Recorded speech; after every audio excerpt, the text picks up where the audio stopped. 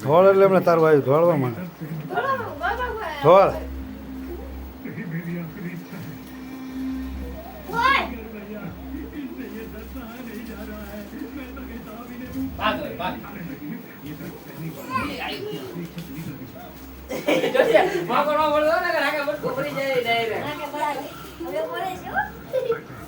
इसके कान में गए